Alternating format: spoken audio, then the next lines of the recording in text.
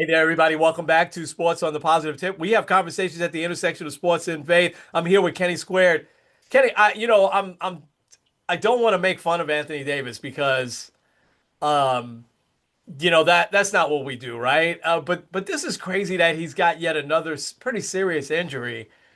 And so I want to ask you a little bit of a broader question. Do you think that there's some athletes' bodies that just aren't built for the grind of professional sports, even though they're extremely talented? I mean, he comes to mind, and we could name several others probably in the NBA, like Zion and Joel Embiid, Paul George, Kawhi. Although those guys are playing, now. Although Embiid still is hobbling a little bit. What's your thoughts here when you first, aside from the street clothes thing, with Anthony Davis? What's your thoughts when you see that now he's got, hand that may require surgery, but now they're saying it won't? No, part of me is like, is he a Hall of Famer? I don't Because know. he was like one of the top defenders for a while. Yeah, He's won a ring. Um, like when you look at like Lakers big men, yeah, he's not like the Shaqs of the Lakers history, but he's you could argue he's the best one in the last 20 years. won a title. Yeah, Uh, yeah, so like I don't know. That was one of my questions I had when I saw that. Is like, I don't know if he's a Hall of Famer or not. He might be. If he yeah, was healthy, definitely. yeah. Mike Trout comes to mind in baseball. How, he's been hurt almost every year. I think the last 5 years. Anthony Rendon, and who knows, maybe that also was he didn't have the passion, for the game. It's really hard to rehab. We've talked about that a lot, right? Where you kind of go off on your own, and I'm sure Patrick Mahomes is going through that now. And we saw the terrible injuries in the NBA playoffs, right, with Halliburton, Jason Tatum, Damian Lillard. But we don't have any doubts that those guys will be back, right? But it seems like Anthony Davis, some of these guys, when they do come back, they just get hurt right again. And I just wonder if just certain bodies aren't built for that long term, And I'm not trying to be funny at all, I think it's a legit question because we see that over the years. Um, OKC took care of business last night with San Antonio on national television. I caught just a little bit of that game. I think they won by 22-23. It wasn't a very close game. Big win, do you think, for OKC? We're not at the halfway mark, still relatively early, but was that a big win? Huge win for them because you don't want to go into a playoff series and something against the team. I Yeah, mean, remember with the Knicks last year? Oh, we couldn't beat the Celtics. We couldn't beat the Cavaliers. Like yeah, yeah, you don't want that type of distraction. Although OKC probably wouldn't be bothered by it, but it's good to say, okay, yeah, no, we know we could beat this team. yeah, yeah. Okay. And real quick, we could talk a little bit later too. Miami, Indiana is really surprised. Miami, the U was big in the 80s, the 90s, and they had some good teams sprinkled throughout. But it's so good to see them back in the championship game. And Indiana is just an incredible story that I think we'll probably talk a lot more about after the championship game, one way or another. Do you have a favorite in that game? Next Monday night? This coming Monday night? Yep. Part of me would say Indiana, Indiana, yeah. but They, I don't know. yeah. I mean, they've just been taking care of business with every team all year. And, beating Ohio State. I mean, it's an incredible story because Indiana football has been terrible over the years. Never good, and all of a sudden we have a good coach there and he turns the program totally around. All right, we've got NFL to talk about. We're going to hit on the coaches first, then we'll get into the playoffs. What a weekend. And you went 6-0. And we're not big picks people, but I kept prodding you for picks last week, and you came up aces all the way around. We got some baseball trades, some interesting stuff with Alex Bregman. We'll sprinkle in some NBA and some inspiration. You ready to get it going? Let's go. This episode of Sports on the Positive Tip is brought to you by the Tavern Coffee House. Attention, coffee lovers. Are you craving the perfect cup of coffee to start your day? Well, look no further than the Tavern Coffee House. It's located at 12302 Buckeye Road in Cleveland, Ohio. You can also check them out and order your coffee at thetaverncoffee.com. Hey there, everybody. This is Kenny and Kenny Squared. with the Sports on the Positive Tip podcast. Kenny, so much as we get now down to the finals here in the NFL. Well, not quite the finals yet. This is semifinals, right? We're down to 8 teams, and then we'll have the conference championships next week. I tell you what, it while in an unpredictable season, this past weekend was predictable. We predicted that these would be unbelievable games. They'd be a microcosm of how the season went, and they didn't disappoint. I suppose just the last game, and maybe the Chargers Pats wasn't crazy entertaining, but Steelers and the Texans wasn't crazy entertaining. It was close for a good while there, but the rest of the games were crazy. But before we get into the games, this coaching carousel has just been crazy in the NFL. And I think also, just in sports in general, man, we see so many coaches come and go in places. And I think the NFL is catching up to the NHL because it's hockey is low key, man. Oh, 3 game losing streak? Yeah, let's fire the coach. Um, but first, let me get your thoughts here on Mike Tomlin. Were you shocked? You had mentioned you thought that Mike Tomlin would go several weeks ago, actually. You mentioned that a couple of times. And as we thought, after 19 years, he didn't get fired. We said that it would have to be on his own, and it looks like it was. What were your thoughts when that came through that Tomlin was stepping down as Steelers coach? Honestly, I was a little surprised. I thought that I figured he might step down if they lost. I don't know if you've seen the meme of the field goal picture where if the field goal was good, Tom fired and outside Harbaugh fired. No, I've been seeing that. Um, Yeah. They're talking but about the last game of the season. Yeah, yeah.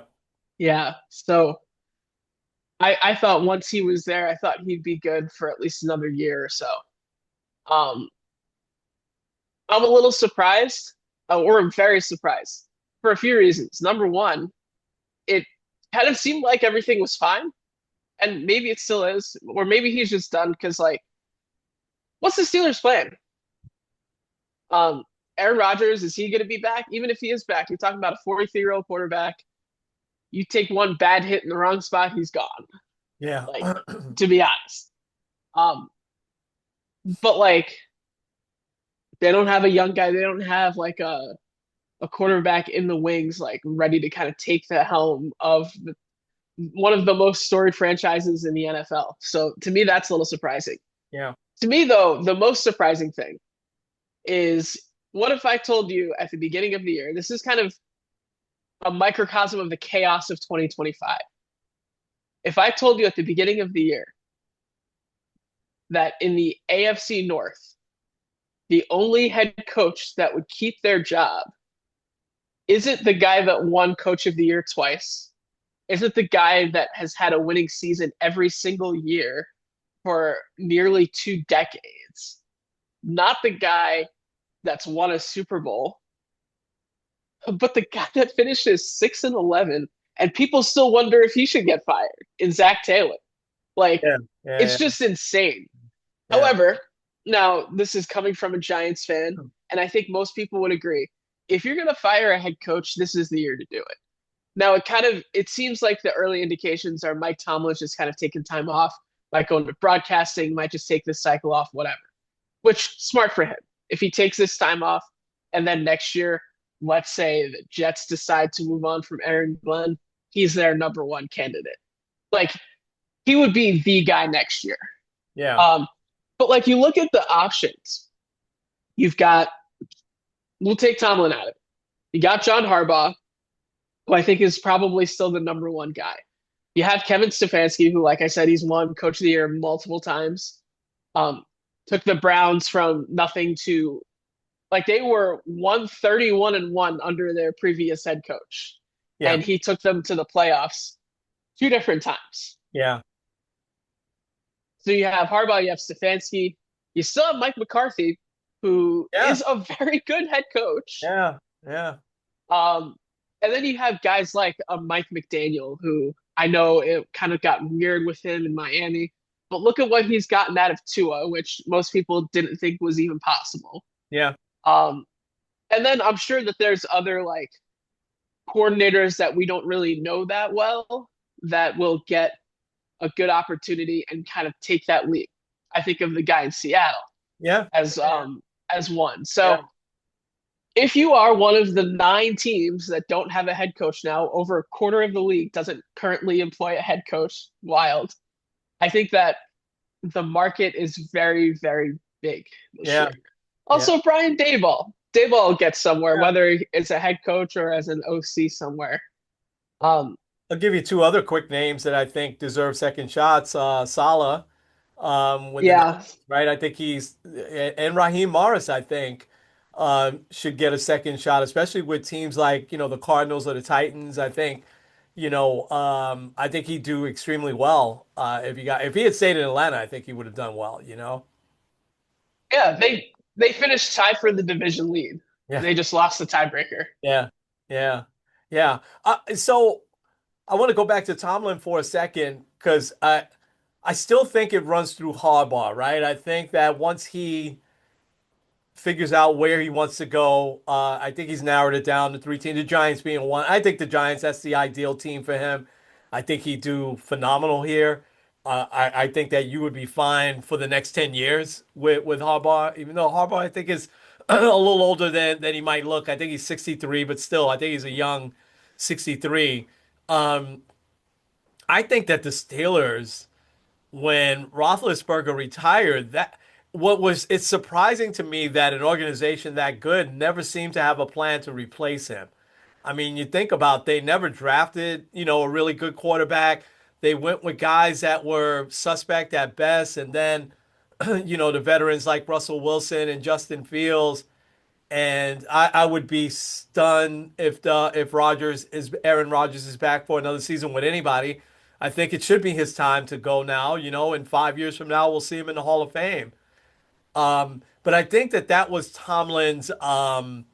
I think Tomlin must have gotten frustrated with that. I don't know how much influence he has in the front office. Again, they're still a very old school team. You mentioned the Bengals keeping Zach Taylor.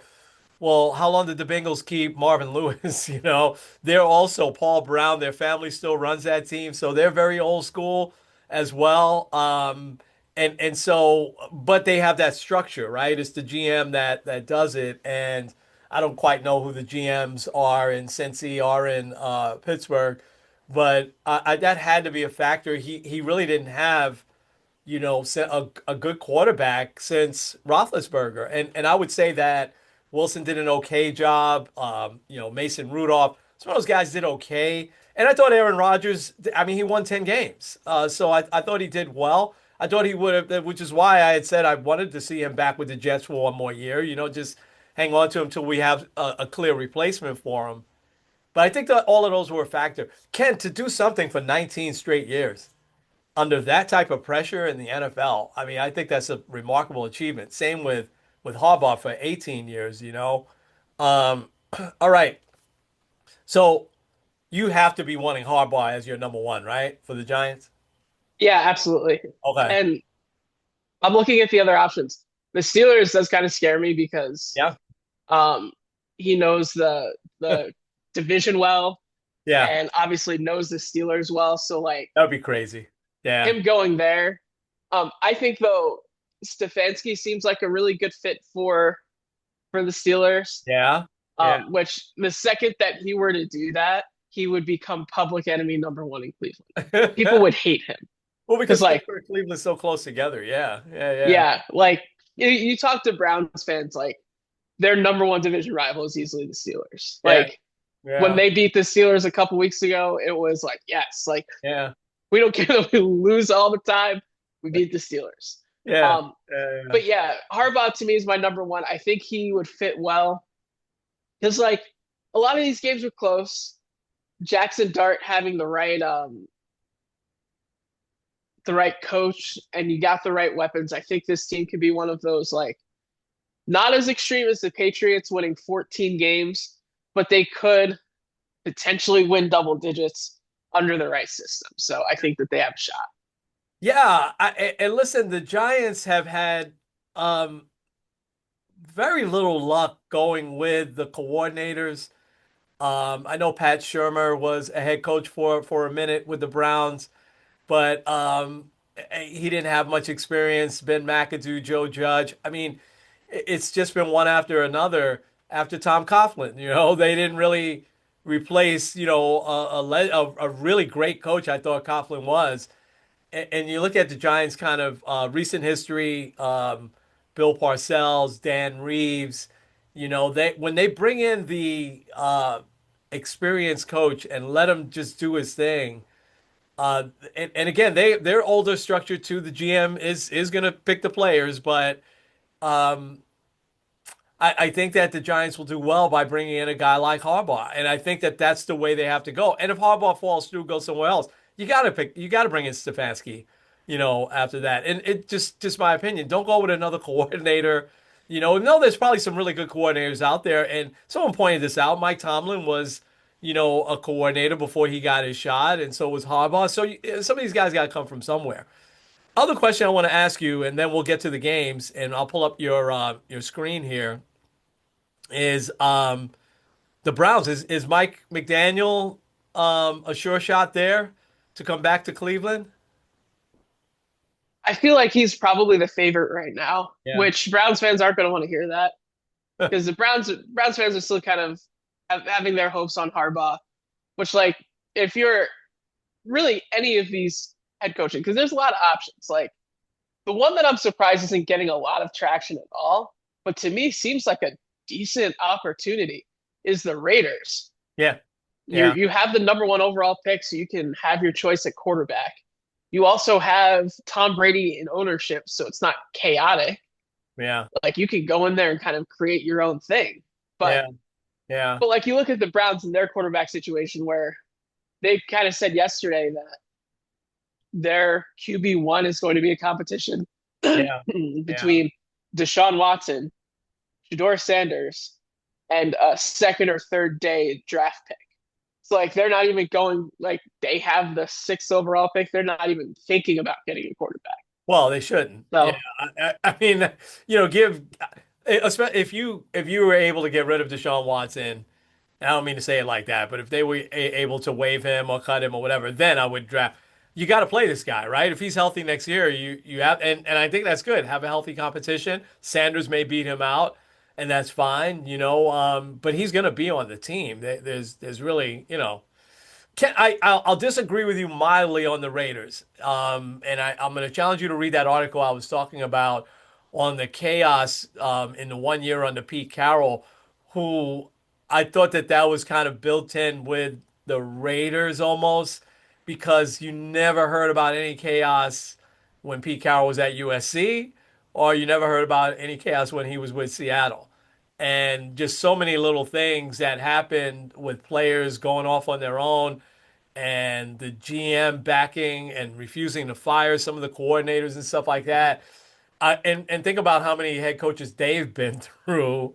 I didn't you send me something about how many coaches they've been through in just the time Harbaugh has been there or Tomlin? I mean, it's been crazy. But I do agree with you when you said that with Tom Brady now going to be heavily involved, I think you'll see a settling of it. I think they'll find a really good coach that they can hold on to for quite some time. I thought Pete Carroll was a stopgap anyway, and a stopgap that just didn't work out after 1 year. I didn't think they would be letting him go after 1 year. I think they thought they'd hold on to him for, get 3 years out of him.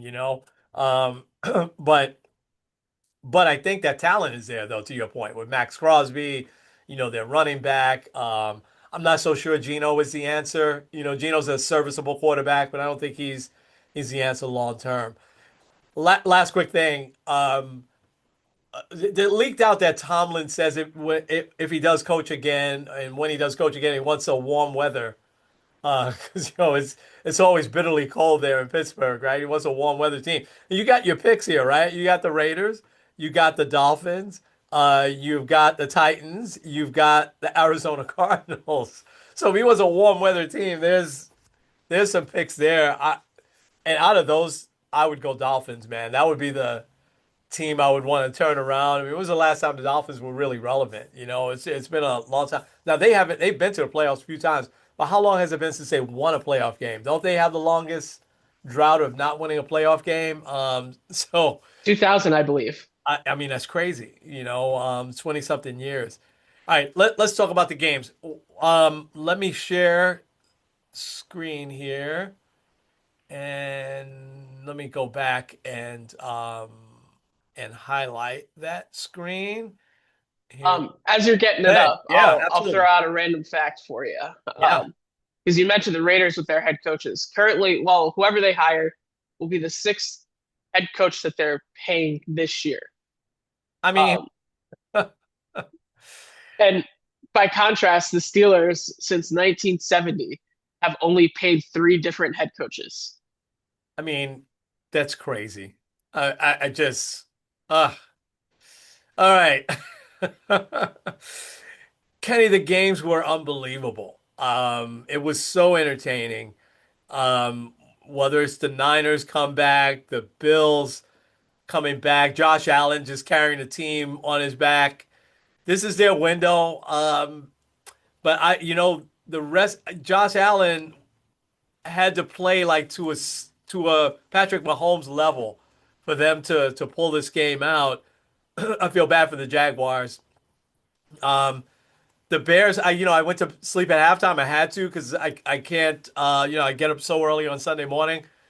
So I was shocked when I saw the final score, and I'm like, my goodness, man, what are we watching with the Bears? And then I thought the Panthers was going to hold on to that game, but I should know better. Matthew Stafford, that last throw, that last touchdown was just unbelievable. It was a great catch. Also with his tight end there. So go ahead and take it away. All right, so I only did one of the playoff teams.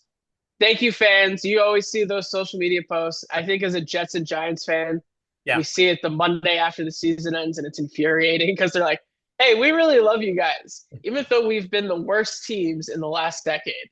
yeah, Um, but usually you'll see the thank you fans posts. You'll see it for these six teams: Steelers, Panthers, Packers, Chargers, Eagles, Jags. I didn't put them in a particular order. I just right. threw them on there. Let me ask you Um, about three, Ken. Unless you're probably going to talk about yeah, no, because go for it. Steelers, Panthers, Jags, especially Jags. I think. Listen, let's build on it. Steelers, they need to rebuild, but the Packers, Chargers, Eagles. I mean, I think enormously disappointing that they lost in the first round. Go ahead and elaborate. I would say yes and no. Um, I think the Packers. Fun fact, Matt LaFleur was also on the sidelines for Atlanta in their 28-3 meltdown in the Super Bowl. So Oh, don't give him a big lead. Um, okay. I think the Packers, like, you wonder if you had Micah Parsons there, does something kind of shift a little bit where you can hold on to the lead a little bit? They gave up 25 points in the fourth quarter. Crazy. And I don't know. The Packers also went into the playoffs limping. They lost their last four games. So, like, it's just, it's just going to be really challenging. Like, I think you can say, let's look at, let's look at next year. We had injuries. Micah Parsons tears his ACL. Jordan Love also didn't play great. Yeah. So I don't know. The Okay. Chargers, I think with them, the three of their offensive linemen were ranked last in as far as like pass protection, Yeah. according to Yeah. PFF. Yeah. Like, and you could tell. I just felt bad for Justin Herbert. It seemed like he just kept getting He was getting beat absolutely up. destroyed. Yeah. And I texted friends about it. I'm like, man, if the Chargers don't just draft five offensive linemen, then Justin Herbert's just gonna die. Yeah. And I Yeah. think so. Like it, I think the Patriots. I think they're real. I think they're good. And I think that for the Chargers, they just need they need a better O line, especially once you hit the playoffs, because it's really hard to judge Justin Herbert. Although you look at his overall, he's played 3 playoff games, 2 touchdowns, 4 picks, like a 62 passer rating. He's not good. I don't know if he's like James Harden level of not good, but you got to give him an O line. It's not Yeah, going to work. yeah. The Eagles continue their quest of being the weirdest team out there. Ah, Um, and they have their scapegoat. They already fired their offensive coordinator. yeah. Jalen Hurts, over his football career, including college, has had a different coordinator pretty much every year, except he had Shane Steichen for 2 years, and that's it. Um, I Yeah. think that the Eagles need to kind of figure out a few things because just something seems a little. And we were saying this 2 years ago, and we were also saying it halfway through last year, and then they go on a run and win the Super Bowl. There's just a lot of weird things. Like Nick Sirianni still kind of seems like the guy that's doesn't know how he became head coach, but then still somehow has some success, but not really. Maybe it's like I Yeah. don't know if you'll understand this one as well. Like Michael Scott being the manager in the office. Right. Like it just kind of is like, I don't know how you got there. And it seems like you're doing well, but also I don't know how you're doing Yeah, well. you've hit a really good point. I'll say this real quick, because the whole thing, him running down the sidelines to get in AJ Brown's face, I thought that that was, and you know that cameras are watching you. You know that you've got a huge audience. It's the playoffs. Do you think Mike Tomlin or Harbaugh, any of these coaches we've just talked about, Andy Reid, Belichick even would do something like that? If he wants to be put into that category, and he has, listen, he's won a Super Bowl, right? And he's been to another one. You got to conduct yourself a little bit better, than that, than an embarrass. And listen, AJ Brown runs his mouth, so he those balls he should have caught. I mean, there were two, and they were huge plays, both of them, right? Yeah. But you can't run down there and get in his face like that. Anyway, I'll keep going. Yeah, you got to be the bigger man. Yeah. But that's the other thing is AJ Brown. Ah. Like, homeboy is reading books on the sidelines last year. Yeah. He's he's like moaning and complaining all year long. And instead of being like, well, let's see if we can trade this guy, they're like, oh, we'll keep him. Yeah. But then in the biggest spots, he's not doing it. And he But doesn't also back up. He Jalen doesn't Hurts back up his too. talk. Yeah. Yeah. He doesn't back up his talk. Now Hurts, So I don't know, man. I don't know what to make of Jalen Hurts now. You know what I mean? He's a guy I always want to succeed because I think that he's kind of been an underrated guy. And going back to college, how Tua took over for him at Alabama, and he winds up going to Oklahoma and doing great. So I don't know so much about him, but I will say that there's been you and I have seen over the years wide receivers that run their mouths a lot, but they back it up. AJ Brown's not one of them. I'm sorry. He doesn't back it up. And it wasn't just this game. He doesn't back it up in the big spots. yeah, well, with Jalen Hurts, I'll ask you this question. Oh, I'll Yeah. just kind of say this. Let's Yeah. say they're like, yeah, I don't know if Jalen Hurts is the answer. Let's put him out in the market and kind of see what we can get. Yeah. And the Jets were like, you know what? Oh, He's won a Super Bowl. We'll take him in a heartbeat. yeah. I don't feel like that would fully work Yeah. because I feel like he's got a lot of good weapons. I think the system that he has works for him sometimes. Yeah. But I feel like like, aside from his Super Bowls, I feel like there isn't like a moment where you're like, okay, yeah, no, he's really taken over this game. That's fair. But Yeah. their offense is weird, just Yeah. absolutely weird. Yeah. Um, so let's talk about some of the other teams that are in there. Shocking if it wasn't 2025. I think both of these teams, like, I'm picking the Bills to go to the Super Bowl, so I expect them to beat the Broncos. Um, however, if because it's 2025, I think any of these 8 teams remaining could win the Super Bowl. Yep. I mean, the 49ers, I think it would be shocking if they won because of they're going back to face a team a third time. They just lost Kittle to an Achilles injury. Oh, it's terrible. Their defense is shredded. Like, I saw a thing that their top 8 or 9 paid players have played less than 60% of the snaps. Like they have really had a lot of injuries, but I think it's a good credit to coaching. Shout out to Kyle Shanahan. Yeah. Also, probably a coordinator. You mentioned Robert Saleh before. I think Oh he's a yeah. big part of that as well.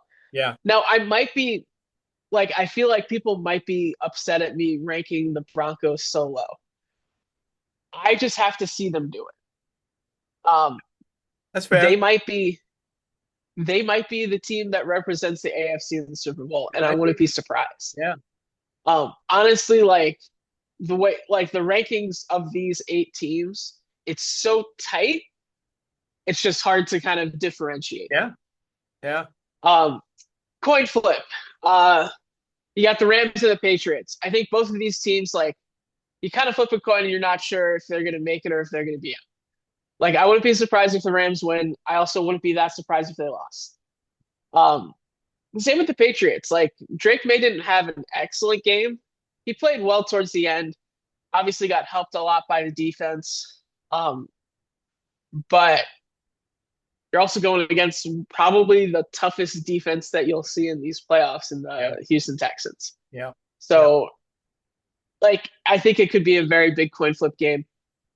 The Sean McVay conversation to me is very interesting because this is his 15th playoff game and he has played 15 different teams, which is insane. That is amazing. Yeah. Um, but I think I did look up if they win, it's going to be a different opponent or it's going to be a repeat opponent, whoever they face, because he's Right. faced the Niners, he's also faced the Seahawks. Yeah. House money. I think both of these teams, they're kind of playing with house money. I think they've not to say that they've peaked and not to say that they've overachieved, but if they were to lose, I don't think people would be sorely disappointed, depending on how they lose. Like if Caleb Williams plays awful and they lose by 5, like Bears fans will kind of feel some type of way. Right. Same with the Texans. Like I think if you lose to a Patriots team that's been very good, I think that like you're like, it's annoying. I do think both of these teams will pull it off, but who knows? It's 2025, honestly, or 2026. It Yeah. it wouldn't be surprising to me. Yeah. Okay. And the last year, this is still my Super Bowl pick. At least one can do it. Out of these 8 teams remaining, only one quarterback has actually won a Super Bowl, and that is Matthew Stafford.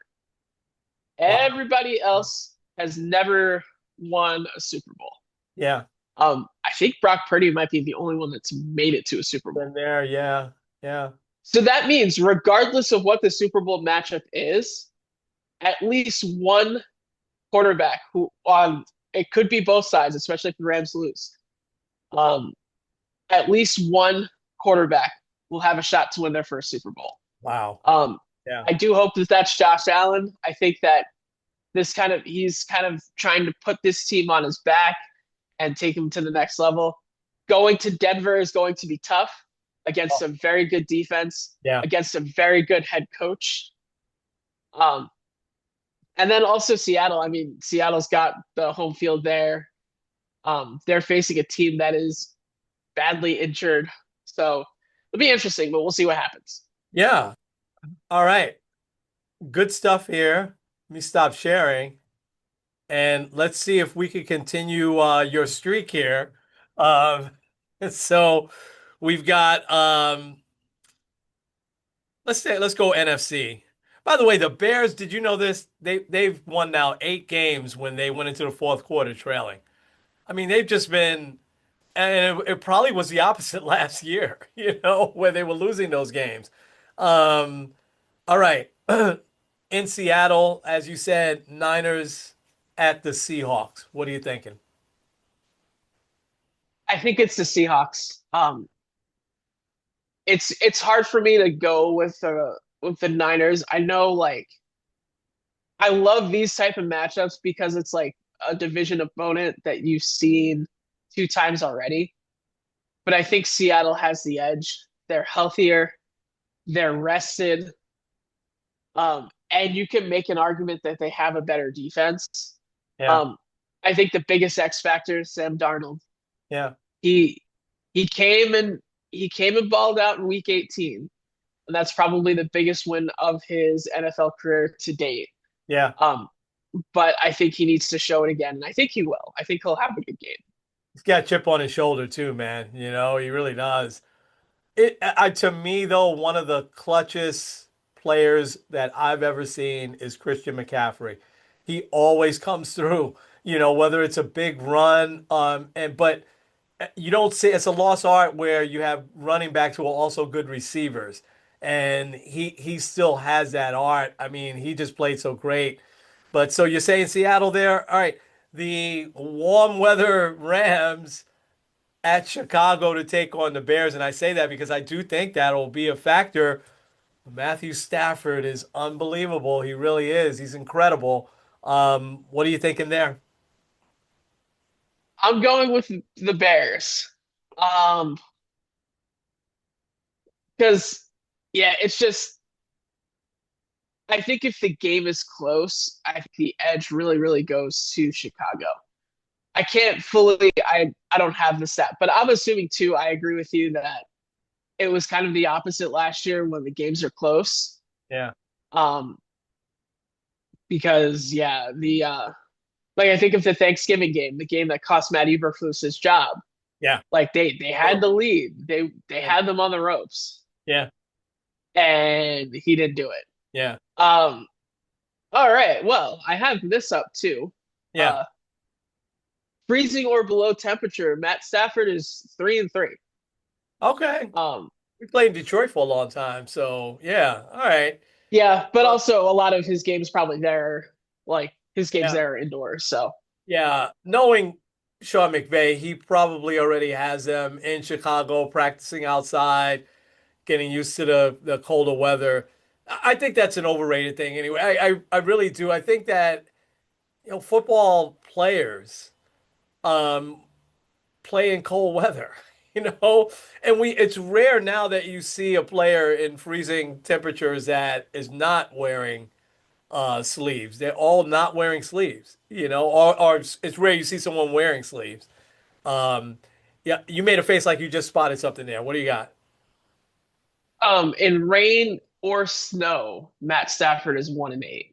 Okay. All right. So Hey, I forgot though, Detroit though, that was all indoors, right? They're playing indoors. All right, you mentioned Bills at the Broncos in Denver. I'm assuming you like the Bills. yeah, this is the closest game to me. This is the hardest game for me to call. I think this might be the game of the week. Yeah, Um, might be. because like you have the Sean Payton aspect, trying to become the first coach ever to win multiple or Super Bowls in multiple teams. Um, with a very good defense. Bo Nix kind of has a little bit of that like late fourth quarter Caleb Williams vibes. I don't know if that's just me seeing the Giants melt down against him or not, but I do think he does well in the fourth quarter. And also the Bills, like Josh Allen has done really well. He did get very banged up in Yeah, the game on Sunday. yeah. Um, but also, I don't know if that's going to affect him. It clearly didn't affect him in the Oh, game here. But yeah, I think also the Bills just are a team that's on a mission. They know, I mean, Josh Allen isn't going to say, oh, well, I'm afraid of Patrick Mahomes. But like they know that this is their opportunity. You don't have Lamar, you don't have Patrick, you don't have Joe Burrow. Like this is the time that you really have to lock it in. yeah, Because you're looking at the rest of that bracket, like you have Bo Nix, a second year quarterback that this is his second playoff game overall. Drake May, a second year quarterback. This is his second game overall in the playoffs. And then you have CJ Stroud, who's a third, fourth year quarterback, yeah. who Third year. doesn't have enough playoff experience either. Like Yeah, he's the only one that's been to an AFC title game. yeah, He's got to get it done, and I think he will. yeah. Okay. Um, so let's get to that. Houston at New England.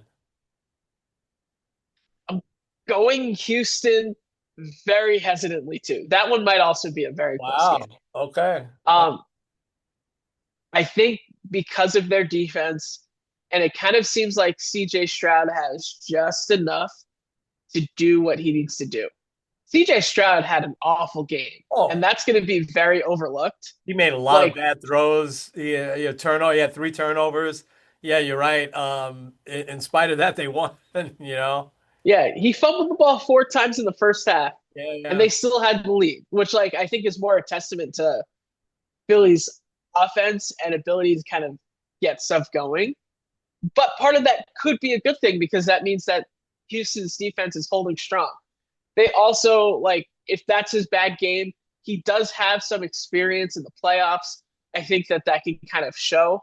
yeah. Also, I don't think that like I don't know how cold it's going to be in New England, but also I think that that's not necessarily going to be a factor.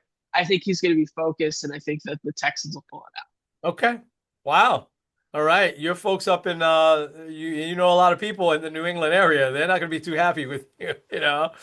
Uh Yeah, it's been a wonderful run for the Pats and this version of the Patriots is very, very interesting with Mike Vrabel and think about him part of the defense with Teddy Bruschi and all those guys.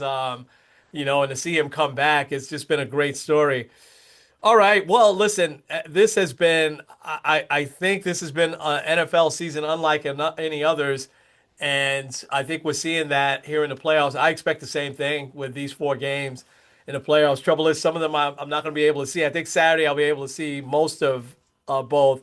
But Sunday, I think, starts at 3 and then they have the one at 3, and then they have the other one at night. So I can see probably most of the night, but my schedule's a little scattered because there's a Martin Luther King service back out east that I'm participating in. So, all right, let's shift gears, Ken. Let's talk some baseball for a few seconds because some things did move in the warm stove. We can't say hot stove really yet. There's still a lot of really excellent players out there. I had written down here the Cubs. I thought had a great week getting Edward Cabrera from the Marlins. I'm not sure why the Marlins. I think I said this last week. I'm not sure why the Marlins are still trading their good players away when they're none of these guys are making a ton of money, and they were building something last year, but nonetheless. But then they go out and sign Alex Bregman, who we were thinking that's the domino, and the rest of them are gonna start to fall now. But you had some interesting things with the Red Sox and Bregman. Go ahead, talk about that. yeah. So let's go a very brief history of the Red Sox with their offensive players. They haven't really done that much with their pitchers. So they win the championship in 2018, and since then they have not known how to handle players. Um, and I say that with all endearing thoughts and tone.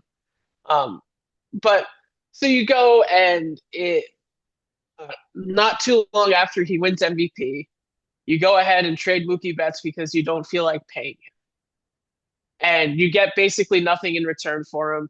He has since won 3 World Series titles with the Los Angeles Dodgers. Yeah. Um, and so, okay, that's fine. We still have some other players. We like this guy, Rafael Devers. Let's sign him to a long-term deal.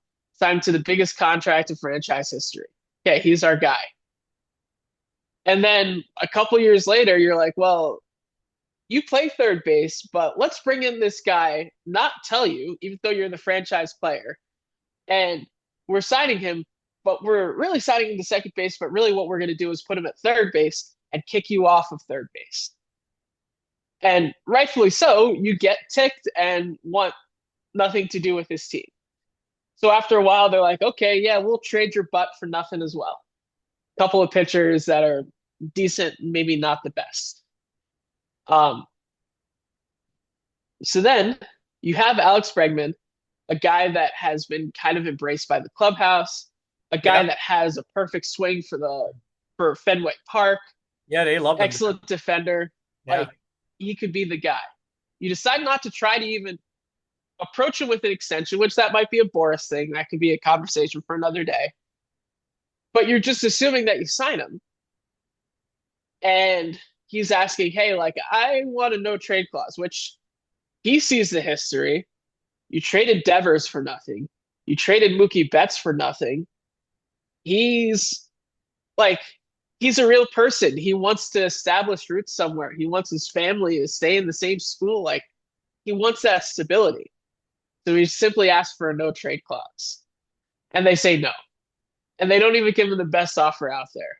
So then he heads off to Chicago. So now the Red Sox are like, I don't know what we're doing. Like, Yeah. and I think the bigger thing is like, if you are a free agent right now, if you're Bo Bichette, who would probably fit well with what they need, do you want to go to Boston where you can't get a no trade clause, and if they Oh, hate you, they'll just ship you out? yeah. Yeah. I don't know. That's an interesting history that you brought up. And I don't know what to make of it was a head scratcher in 2018, right? When they traded Mookie Betts. It was a head scratcher then, 2019, whenever it was. It's still a head scratcher now, you know. Um, Yeah. Devers, you could tell the path it was going down last year, right? This is going to get ugly because remember, he got to a point where he said, "I don't want to talk to anybody in the front office or even to Cora."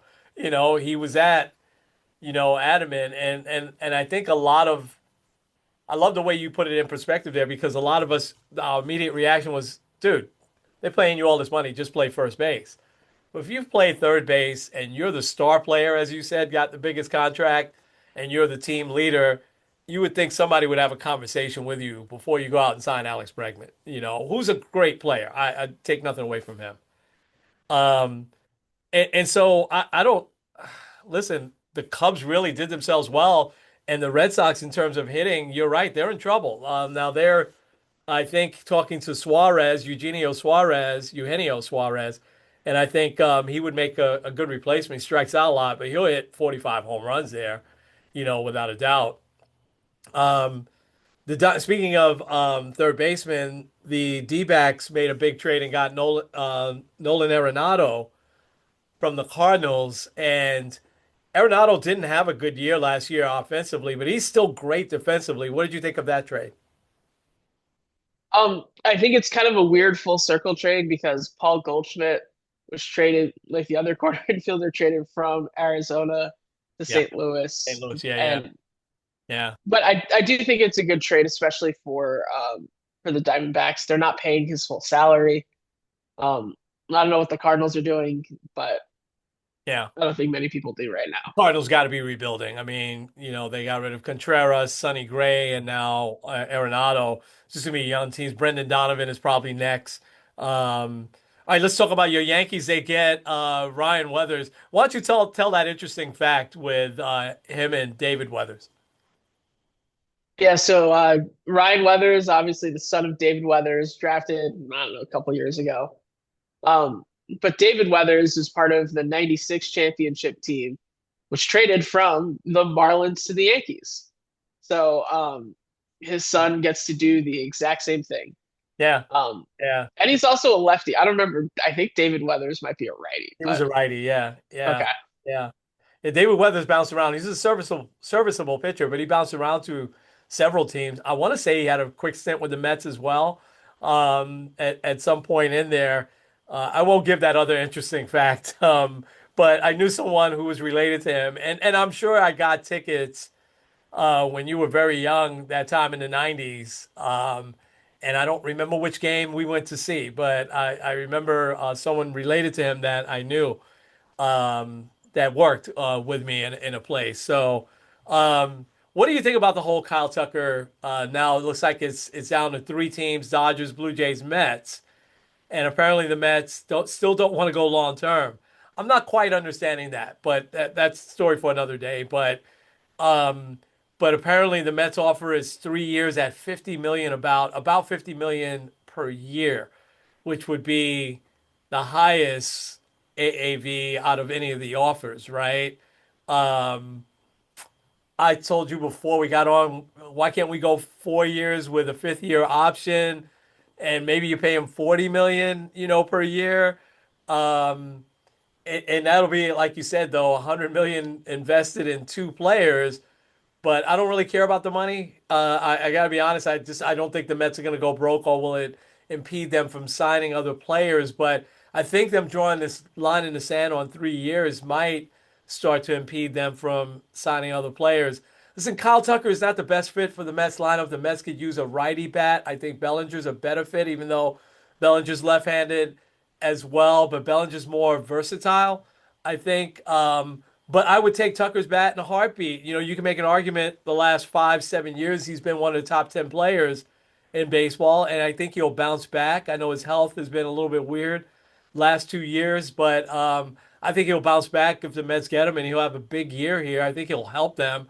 What are your thoughts on Tucker to the Mets? Doesn't sound like the Yankees are interested, which I think is very interesting to me.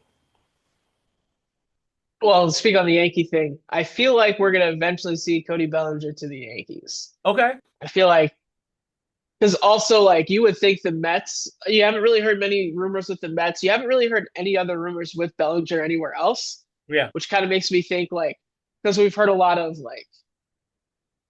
competing things of like this is what he wants, this is what he wants, this is what the Yankees are offering. So I feel like they're just figuring out the terms, but they both want to be in the same spot. Yeah. Um, as far as Kyle Tucker goes, I don't know why the Mets are acting like if you go more than 3 years with anybody, it's a bad idea. Yeah. One, two, like you're willing to give $50 million to Kyle Tucker, not even give an offer to the guy He'll that's hit more home runs he'll in hustle. the history of your franchise. Like it Burns is just, gonna if they sign Tucker in the press conference, that's gonna be the first question that they ask Stearns. I guarantee you. oh yeah. Yeah, yeah, Um, but it kind of like if I'm Kyle Tucker, I'm not looking for a short term deal, even with high AAV. Like if you can get a 10-year deal from the Blue Jays worth 350 million, like 35 million a year for the next decade, like you take that. yeah, Um, yeah, I guess the only thing in the like a short AAV, like because I would also be afraid of what the salary situation looks like after next year. yeah, Like yeah, we could have a whole new system. So like I would want to do what I can now. And yeah, but yeah, yeah, I kind of feel like the Mets might be like in the musical chairs of free agency, they might be the one without a seat, and that's kind of scary if I'm a Mets fan. Because if you lose out on Tucker and you lose out on Belly, yeah. are you gonna go back and re-sign Harrison Bader? He's You, not bad, no, but but you need another outfielder, and what was the plan to replace Brandon Nimmo? You know what I mean? Brandon Nimmo did yeah, hit 25 homers and knock in 90 RBIs last year. And you have to replace Alonso's 38 homers and 126 RBIs. So that's a lot of thunder that you have to replace. Tucker would be good at that. So I don't know. I don't know why the line in the sand on 3 years all of a sudden with the Mets. And that's probably holding them back from signing one of these good pitchers that I think would fit. Ranger Suarez and Framber Valdez. You know, um, and so all right. Hopefully we'll talk a lot more baseball next week. Sprinkle in a little NBA. Did you happen to see Joe Mazzulla's press conference? Where he kept saying illegal screen. He must have said it 10 times. They kept asking him a question because he was really upset that Siakam definitely did a illegal screen, right? But the refs didn't call it. It was close. So they lost to the Pacers mostly because of that call, non-call. And it was a bad non-call. But when they asked him about it, he kept saying illegal screen. Well, could you elaborate? Legal screen. I mean, he should have just went in on the ref, right, and just taken the fine. But another NBA moment and was Kyle Lowry last night. Did you see him getting the applaud for him to come in, and then Nick Nurse puts him in the game in Toronto? He was a big part of when they won the title, a few years ago. That was a great moment. Let me ask you real quick about John Morant. What's the market for him, Ken? Where can you see him going? It looks like Memphis is definitely going to trade him. It seems like it's a year or two too late. While he's a great talent, I think he could go somewhere and rekindle and respark his career. Because 5 years ago he was one of the top players in the NBA. Not so much now. I don't think he'll make the All-Star team this year, and he didn't last year either. Uh, where can you see him going? and it's so hard to figure that out because like if you were talking a couple years ago, I'd say, oh yeah, bring him to the Knicks. Maybe Oh that yeah, would be a good yeah, fit. yeah, Because like I feel like he needs an environment where he doesn't have to be the star. Oh, that would work. Where it's like an older veteran can kind of take him under his wing, yeah. and also in a city that isn't New York or LA or Right, Miami. right. Um, the spot that probably would fit is Milwaukee. Yeah, Um, yeah, they don't really have a great point guard. yeah, Giannis can slap him in the face anytime he's doing something stupid, and he's not going to do anything. yeah, But yeah. I don't know what their situation is. Another one might, which would, the Aaron Fox is good there, but maybe like a San Antonio Right. would be a good fit for him. Yeah, But like a team like that where he doesn't have to be the guy, but yeah. also he doesn't get himself into further trouble. Because if he went to, because I feel like the Lakers could also be a pretty good fit. Him and Luca in the backcourt would be Oh, tremendous, yeah, but it's LA and yeah, homeboy is getting in issues in Memphis. yeah. So I can only imagine how worse it would get in LA. Yeah, he's finding trouble in Memphis, you know. Uh, oh boy. I don't know. It almost sounds like a Pat Riley move, but I think I'm with you. I think bringing him to Miami would be a mistake. Maybe if Orlando, see they're building something there, but they also are struggling a little bit out of the gates this year. But do you want to break that team up to bring in John Morant? I don't know. And he would be, would Paulo be the guy or him? I don't know. And there's kind of similar players. Um, I don't know, man. I just would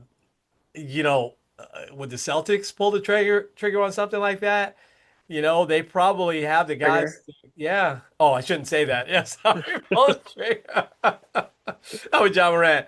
All right. I want to ask you this as we'll get ready to wind down here. What is happening with the Cavaliers? Is there any pressure on them?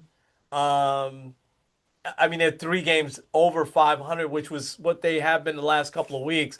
Playing very mediocre basketball, which is surprising for me. And I've had my eye on them because I'm like, who can challenge the Knicks in the East? And at the beginning of the year, I was like, Pistons and Cavs. But right now, I'm really just saying the Pistons. What do you think? What's happening there? There hasn't been a lot of Cavs buzz. I think part of it is because of the head coaching with the Browns. I think kind of once the NFL season fully winds down, 'cause I feel like a lot of people, especially here, they focus more on the Cavs like February time. And I think some people look up and be like, wait, are the Cavs not this good? But it's hard to tell. I know they've had a few injuries here and there. There isn't a lot of panic yet. I think also in the East, like you get to the sixth spot, you face, I don't know, the Celtics in the first round. I think you'd feel pretty confident, depending on if Jason Tatum's back. Honestly, I would love the Cavs to beat the Celtics. Yeah. Um, but yeah, there's not a ton of panic just yet. I think if they're 3 games above 500 and we're talking like late March, early April, there's going to be a lot of panic. Yeah, I'm with you. I just find it interesting because we see OKC come out of the gates really fast and they've stumbled, but they still only have 7 losses. They're doing well. And, with Indiana, obviously the injuries have slowed them down. The Cavs is a team I was expecting to win, still not 64 games this year, but at least 55 or so. They still might, but I'm just a little bit surprised, but I'm also not surprised that Cleveland is a Browns. They're a Browns town, man. It's interesting. So the Knicks, Josh Hart back, good win the other night against Portland. Mike Brown goes back to Sacramento. They've got a win for him tonight. Yes, is that game tonight or tomorrow? Yes. Yeah, they got a win. Uh, Yeah, yeah, I think it's I'll, tonight. I'll check, but Yeah. Yeah, but they got to win for Mike Brown tonight because that was the bad fire. I know Mike Brown's been fired a few times. They play tonight. yeah, they're playing tonight. You're gonna Yeah. stay up at 10 o'clock for No, it? no, No, the NBA doubleheader last night, the second game started at 11 o'clock. I told you they've been doing that. But we're very close to the debut of Sunday night basketball, NBC kind of shifting over from that Tuesday night. That'll stay on Peacock, but NBC is going to have their big spotlight on that night. And then very soon after that, Sunday night baseball will be back. Will be back, but it'll be on NBC. So that'll be interesting. Jason Benetti, I think, is going to be the lead play-by-play guy. They haven't named his partner yet, but I guess he did the games on Peacock, so they really like Oh, him. Yeah, yeah, yeah, yes. I don't think I've watched a single Peacock baseball game. No, So because some of them came on at like 11 in the morning, 11:30 on Sunday. They were doing those Sunday games. Um, all right, you ready to get to some inspiration? I'm ready. Let's go. All right, I'll be quick. Ole Miss, I know they lost to Miami. It was a great game, but they really inspired me because it wasn't just their quarterback, Trinidad Chambliss. It was a lot of other players, and it was an offensive lineman who I didn't write his name down, who said, and this is no shade at Lane Kiffin. He did whatever, he felt he needed to do for himself. But when the head coach Pete Golding was has been the interim head coach. I would say he probably has a good shot at getting the job, right? On the run they went on here. Um, he said that he implemented for them these very specific prayer meetings and studies for them. And he even listed, and it was him and a few other players, even listed out some of the topics. They talked about glorifying God, guidance and strength, giving them guidance and strength for the game. How do they relieve pressure and have true peace in God? They talked about faith and family, and they even had scriptural focuses, meetings on that, such as Psalm 27:1, which talks about how the Lord is my light, and Isaiah 26:3 and 4 talks about having perfect peace. And so he obviously spurred something in that team. I'm sure it was a lot of other things, but putting God kind of in the centerpiece couldn't have hurt them. I thought that they went on a great run. It was very inspiring. I would have loved to have seen them in the championship game, but Miami is just a terrific, terrific team. Outplay them. Chambliss wants to come back for a 6 year of eligibility. That's a whole thing we should probably talk about with college as we get a little bit more towards the Final Four. I'm like, I don't get it. Chambliss, I think, might make a good NFL quarterback. But anyway, that whole Ole Miss team and their coach is definitely my inspiration for this week. Yeah, it does stink that like they didn't make it, but what a run. Yeah, Um, yeah, Especially amidst the chaos of like yeah, losing your head coach the way they did. yeah, yeah. Um, Let us start this out with the Bible verse and then kind of talk about a very quick story here. First Thessalonians 5:11. So encourage each other and build each other up just as you already are doing. Um, and I saw this very well with the Jacksonville Jaguars, who obviously like they had a great season, 8 in a row, and it's not like you thought, okay, this was just a fluke and they peaked and they'll never get back. Like you have the right quarterback, you got the right head coach. At the post game press conference, which I hate a lot of those post game press conferences, because like, what are you going to ask? How do you feel about the season ending? What are they going to say? Like, oh yeah, I love that we lost and we're not going to win the Super Bowl. Like, it's Yeah. just dumb. Yeah. But we did get a good nugget in this one because one of the reporters said, "Hey, Liam Cohen, congratulations on a great season. Oh, I saw You did that. a great job. Hold Yeah. your head up high." Yeah. And like some people gave a little bit of backlash, but like to me, that's like the idea of like an encouraging word, especially like you're a head coach. You're like, man, we just lost. I feel like crap. And I got to go stand in front of reporters answering dumb questions about how we lost the season. Like we lost. They scored more points than us. They're a better team than us, and Yeah. hopefully we'll win next year. Yeah. But like sometimes people just need that encouraging word to say like, "Hey, hold your head up high. You did a good job.